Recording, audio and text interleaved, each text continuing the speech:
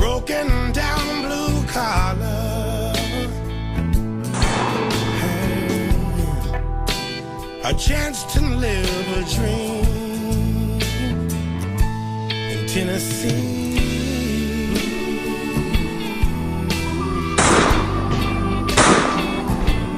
In Tennessee.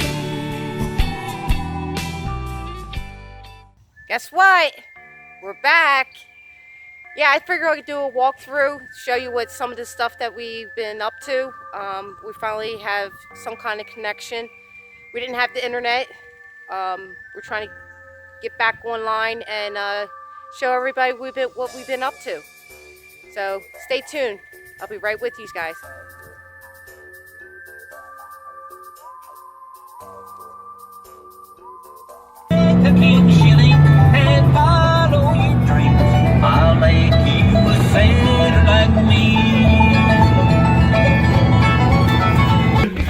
Come on, get your flannels on. Let's go.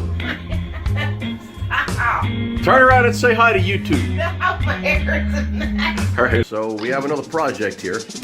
We're trying to get this horribly ugly looking living room done here. As you can see, I mean, it reminds me of vodka sauce after you puke it up after a night of drinking. But yeah, so we have the living room here. Here's the living room. We're trying to get 2 wood stoves in before the cold weather comes. We've got this one over here. This is an old Atlantic, which I don't think I'm going to have in here. I think I'm going to have my, we have a Vermont Castings Defiant, no, Resolute. It's called the Resolute. Really, really nice shape. It's like new. What we're going to do is we're going to put the Vermont Castings, the one behind the door, we're going to put that here. So I constructed this, and we went through a couple of different visual differences here. It's been torn out twice, not the structure, but the tile, and I'll attach some pictures.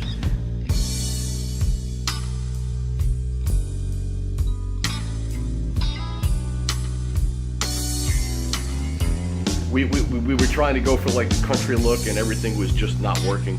I put porcelain tile, she hated it. I put porcelain tile again with a wood grain, and she hated it. We tried using this stuff here, the corrugated, which I might actually keep. I'm not really sure yet. We're gonna probably do pallet wood, old barn board behind it. We don't know yet, but in any event, I'm here putting the wall thimble in. We ordered a couple of these wall thimbles. This is, you know, so anybody who doesn't know, you cut a hole in your wall and you put this so that your pipe can pass through it. So I'm in the process now of actually cutting the hole. So we measured it, 18 inches from the ceiling, 18 inches from the wall. That's where it needs to be. So now my drill took a shit last night, my DeWalt drill, so I had to order a new one on eBay. It's actually brand new used. It was a display, $39, not bad. It's like a $100 drill. But yeah, my drill finally took a shit, so I had to take a hammer to the wall there. Now I'm gonna get the jigsaw, and I have to cut out a 12 1/8 hole square. And then I'm gonna have to frame it out. They say you're supposed to frame it out for the wall thimble. So that's what we're in the process of doing. So I guess we'll just walk you through little by little and try and get this room in shape for the holidays. It's a nice room. It's just we're gonna keep this wood. We're gonna paint it like a nice dark color with a nice light color above it. I'm gonna varnish all this. This is all nice pine. I constructed this from unfinished, unpressure treated pine, and I think it'll look good. I think it'll look nice. I'm building her a couple of corner shelves for the bathroom out of scraps that we had. So I'll have to sand those down and put a little varnish on them for her little knickknacks and shit like that. So, all right. So we cut our hole, 12 1/8 by 12 1/8. You can see now how nice and tight it fits. Let me get a. All right, there you go. There's your wall thimble. That's the inside piece. Now, what we have to do is we have to draw a marker line on the inside of here, measure for the center, and then we have to get a drill and drill out to give us our center. our center line. All right, so our next step has been achieved. We have a stud here, we have a stud right here, and what I did is I did a series of holes with the paddle drill because I really didn't want to take a chance on getting it right on. So what I did is I traced it from the inside. Now I know that when the outside piece goes on, it's going to line up nice. But I still have to clean up the hole a little bit. All my paddle drill holes are just slightly inside, so I just have to clean up the hole a little bit with the Sawzall. All right, so we're into the next portion of our wall thimble installation. I'd like to point out that I just wet sanded this hearth with 400 grit, and I gave it another heavy coat of clear. As you can see, it's got a nice shiny, it's still wet, so I got to be careful. And then what we'll do is we'll wet sand it again, and we'll do it again. So far, I've got about 2 quarts of clear on this, but managed to frame out the wall thimble. What that does is it leaves a 1-inch gap all the way around the thimble. Now I'll walk you over to the thimble and we'll explain to you exactly how this works. All right, in addition to the 1-inch gap in our framing, there is also a 2-inch gap here. You see that gap? Our pipe slides in there and it leaves a 2-inch barrier, or an 1 3/4 barrier around it. Now, in addition to the framing, in addition to that, this is an 8-inch diameter hole. We're running 6-inch pipe, okay? What we're gonna do is, in addition, is we're also gonna run double wall pipe. So there'll also be an additional gap in here, see? All the way around. So FedEx came today and we got our wall thimble kit. So we're gonna just go inside, inventory everything, make sure everything is there, and we're gonna start the installation. So anybody out there, I know I got a few emails saying, you know, where was part 2? We had to come up with the money to get it, so you know, we finally got the money. The total cost was around $550, I believe, for the chimney stuff, and we got the wood stove free, so we figure we'll put it in. I do believe that everybody should have an alternative source of heat. You know, when it comes to, you know, if shit hits the fan, whatever, you should always have that alternative kind of heat. So we'll check back with you. All right, so I took a quick inventory of everything, and everything seems to be there. We have the wall thimble. We have the support brackets for outside that support the chimney. They have to be screwed into the studs. We have our 12-inch piece that goes through the wall thimble. We have our cap and all our other assorted brackets and stuff like that, which, yeah, so I finally cut the vinyl and clean up that hole. So that's what we got to do first. What we got to do is we got to cut the outside vinyl, clean up that hole, and then insert the piece from outside. All right, so we're getting there. I still have a little bit more cleanup. I had to tape a piece of wire to get this phone line out of the way. I'm gonna have to reroute that. That's our internet. That's our connection to you guys out there. So yeah, so we'll check back with you. I gotta clean this up a little more. Another little tip real fast is that we had 2 layers of this roofing material. I don't know if you can see it here, but when I went with the cutting wheel, it was splattering all over the siding. Initially what I did is I used some kerosene, which in one of my other past videos, I showed you the multi-uses for kerosene. I use it to clean guns, I use it for all kinds of stuff. Kerosene is a great product for all different kinds of things. And what I did is I rubbed it on here and to clean it all off. Now you didn't see it before, but it was really, really bad. And kerosene took it right off. All right, so now because I used kerosene on here, I just got myself a little solution of dish liquid and water, and I'm cleaning all the kerosene off so that when we put this wall thimble on and we caulk it, the caulk actually sticks. When you do this and you cut your hole, you want to make sure that you're up under this ridge if you can be. You see how nice and tight that is? You can't see it, but it's right up under that ridge. If you can do that, you'll have a much better seal. But she's looking right so far. So what we're going to do now is take it off, caulk the ever-loving hell out of the inside of it, around the edge here, and we're going to get some stainless screws and we're going to screw this to the outside. All right, so I gave it a heavy coat of silicone around the hole, okay, and also around the whole unit. You see it? I left a little room for expansion Also, when you do this, make sure you have a wet rag available too, so you can clean up your work after you put it in. So we'll screw it in now. All right, so our outside portion is now in. I caulked all around the outside, pumped it in there really good. Aussie. All right, so we have our wall support kit in. As you can see, we use 5/16 lag bolts. We're complete with the wall support outside. So now I'll walk you inside. Boss of the Swamp. I don't know if anybody subscribed to his channel, but he's one of my favorite channels on YouTube. Boss of the Swamp. He's out in New Hampshire. So here's what you got inside. Everything is done right. So now what I'm going to do is I'm going to get some of this insulation, and I'm going to pack some of the insulation inside this hole here. All the way around, we're going to pack it nice with the insulation. Then we're going to put our exterior thimble on, which is right here. That thimble will go on. We'll screw that with some nice heavy screws, and then put the cover on. So we'll check back with you. All right, so there you go. We have our wall thimble installed, and now I only have the black plate is only on there temporarily. I have to texture the spackle around the sheetrock that I put in there. But yeah, that's pretty much it. So now the only issue that I have here is that if I go straight up, I'm gonna hit the ridge of that roof. So I'm gonna have to come out, and I'm not really quite sure on how to figure that out. They have a whole thing inside where you have to measure the offset and all that stuff. So before I can actually put the chimney pipe in, I'm gonna have to figure out. I think the most you can run is a 30-degree angle. So I'm gonna have to put a 30-degree angle on there, and then probably a 1-foot piece, and then another 30-degree angle. I mean, I think that's what I'm gonna have to wing it here and figure out what I need to do. But so I bought my 2-foot section in the middle there with my 30-degree elbows, and it looks to me like we are still too far away from the house.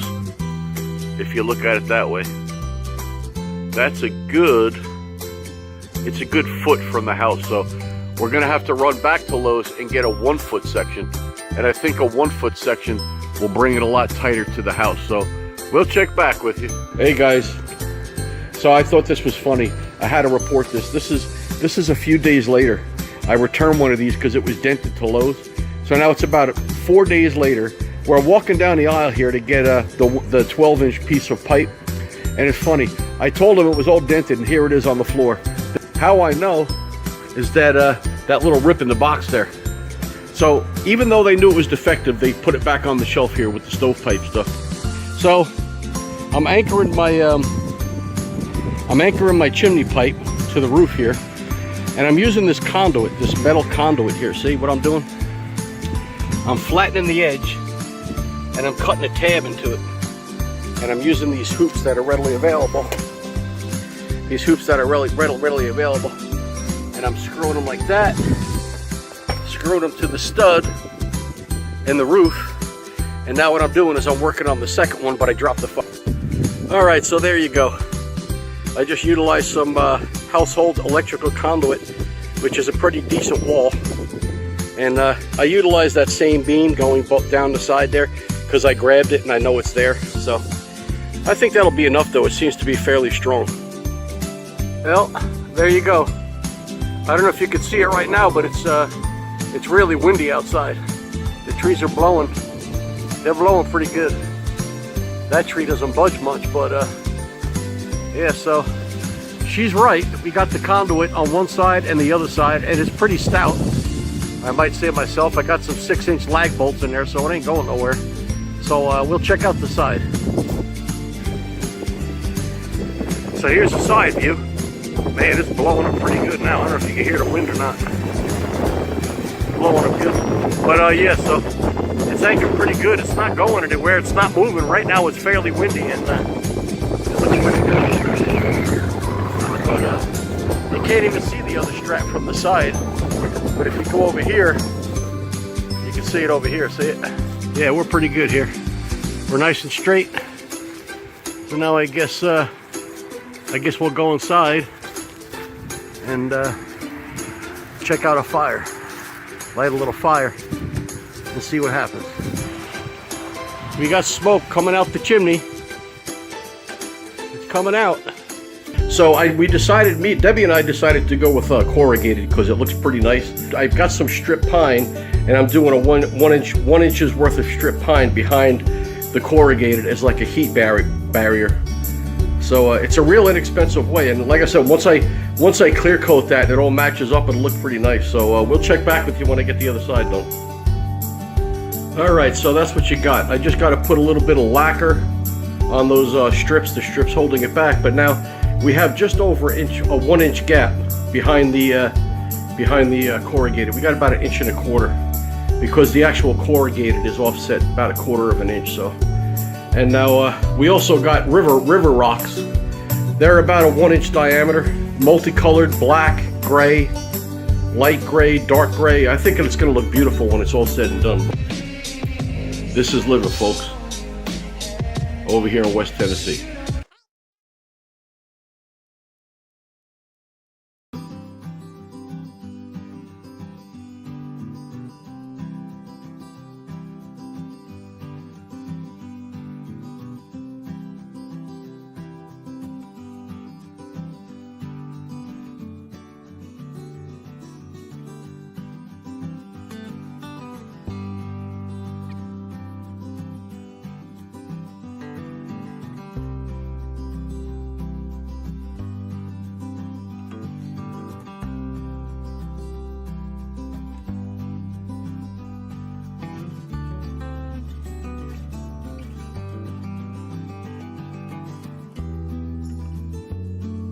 Sitting on the toilet.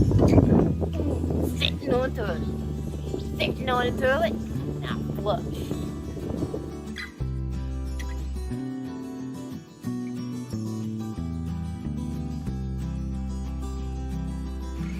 Ready? It's a new day for West Tennessee preppers.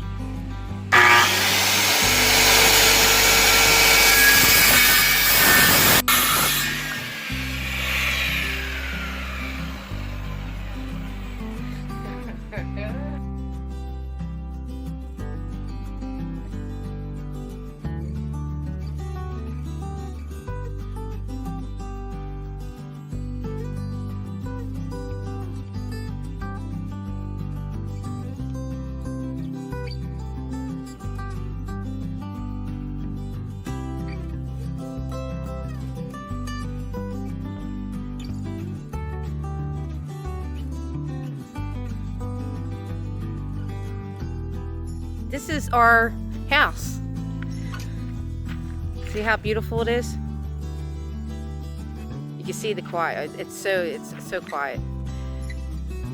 You know what I like? My favorite part is only land across the street, and there's the road. It's beautiful when you come up and you go around the bend, and there's our house. But here I'm We'll just walk around the land that we have. There's Ozinator, the prepper dog. He made a pin, because of course he has to be pinned in so he doesn't take off. Say hi, Oz. There he is. Yeah, he did decide, and we're thinking of continuing it on the porch. There's Dad. What's up? And then here's our fire pit. But here's the land. We have it all the way back here. I had some fruit trees. I'm excited about that. They have a peach, plum, apple, and a pear tree. Den was trying to help me with it. You got like 2 acres that way, right? Yep. So we're still continuing. You never owned that in Jersey. No. You're pretty much a bottom feeder in Jersey. Well, this is awesome. It goes all the way back, a couple fruit trees. And back here from the bushes, it goes down, but we owned that also, and there was a lot back there. My shop's gonna go over here somewhere. Overlooking the trees. Yeah. We own across from those trees back there.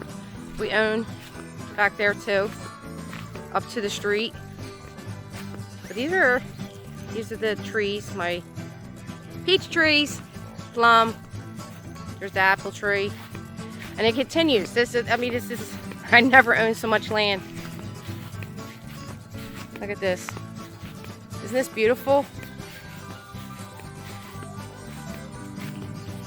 And it continues.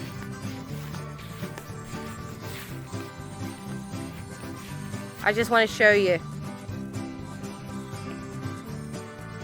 All the way back there to that tree back there, we own. There's a border line. And then it goes all the way over here.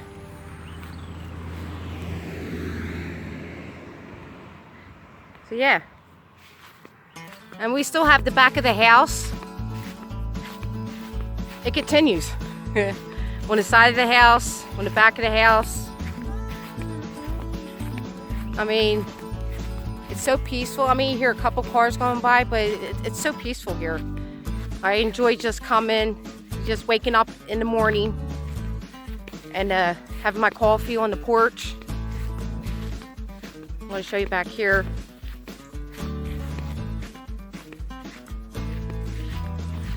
Like I said, Bill and Rachel, they've been doing so much for us. I mean, first day we were here, they fed us. They even told us we could take showers because we had no running water.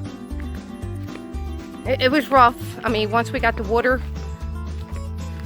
we just bathed out of the sink. You know, that's a proper thing.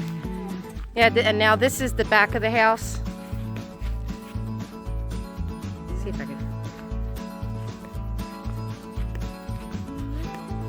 I have a video of them on a tree.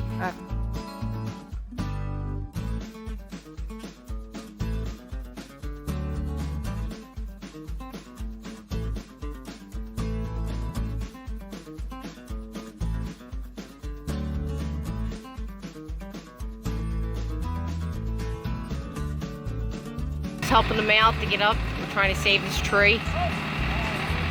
Here we go. Let's see what happens. Now it's Den's turn.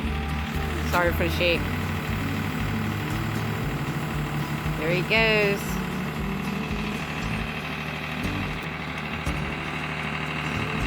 There's my man. What an awesome neighbor. Bill and Rachel's been here for us. The best neighbors we can have. They've been seeing us with the hard work we've been doing, and they help out. Never ask for a dime, nothing.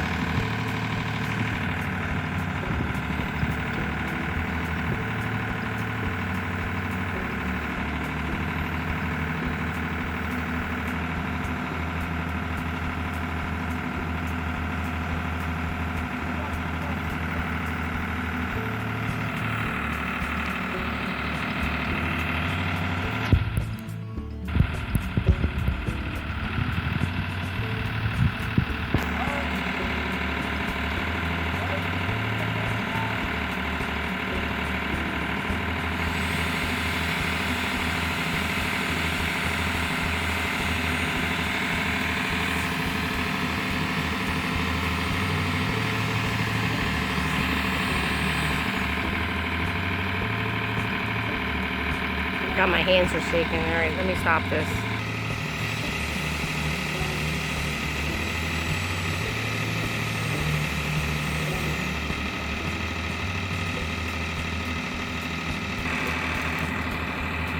There he is at work.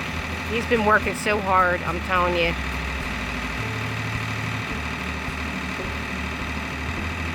Now I could have my morning coffee and look out at the beautiful scenery.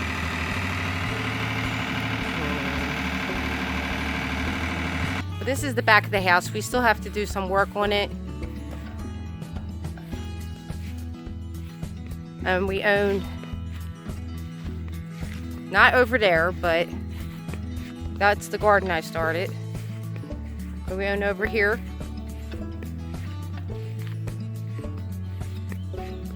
I mean, it's beautiful. We had to clean around the sewer drainage right here, and like he showed on it, he's going to show, he has a video of his stumps. We're trying to kill them and clear this out to make it really nice. Yeah, we're trying to, it's a lot of work, but we'll get it done. I mean, it just takes time and patience. I'm a very patient person, and yeah, this is what we're up to, and I thought to share it with you guys. After you get done everything, this is when you like feel good about it, you know, just something amazing. All the efforts, but it's a lot of work, especially when you only have a push mower. Thank God for the neighbor. We get him, and yeah, we try to clear out so it doesn't grow. I mean, it grows like weeds around this, so we're trying to fix this. Yes, you see that? Last night I was working, and that was pulling over. I heard something, and it's because the tank is finally in. They just show up, they don't call, no nothing, and this is what we have here. Look at that, isn't that a beauty? To you, it might not be a beauty, but to Dan and I, we're gonna be sitting like kings and queens now. That's where the old sewer was. I think I have a video of showing you what it looks like before, and it was an old cistern that they did back in the day, because this house is over 100 years old. It didn't have sewer or anything, but that's what it looks like. Isn't that awful? Ugh. There was like 9 people living in this house before us, and they had animals, dogs, everything, and we used to have to mow. Dan had to mow over it. We both had to run over this. It was horrible. And down there, my neighbor, if it's too high, you can smell it, and it was so hard to work over here when you smell this. So this is a big investment from us. We saved up, we were able to get it.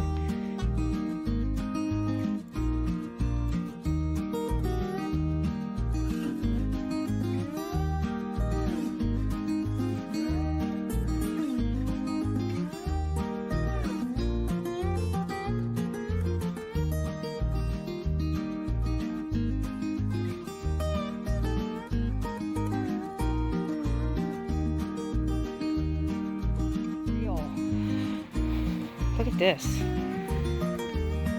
That. Wow, look at that. I'm going to keep that.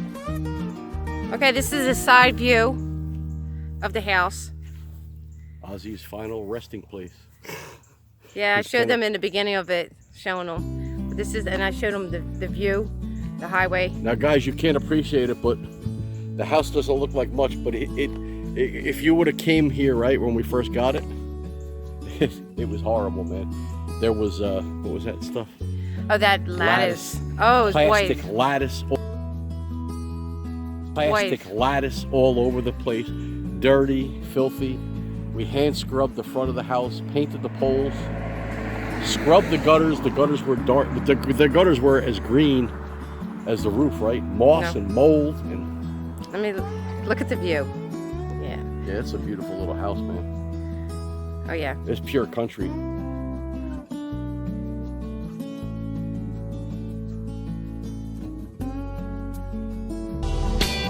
A broken down blue collar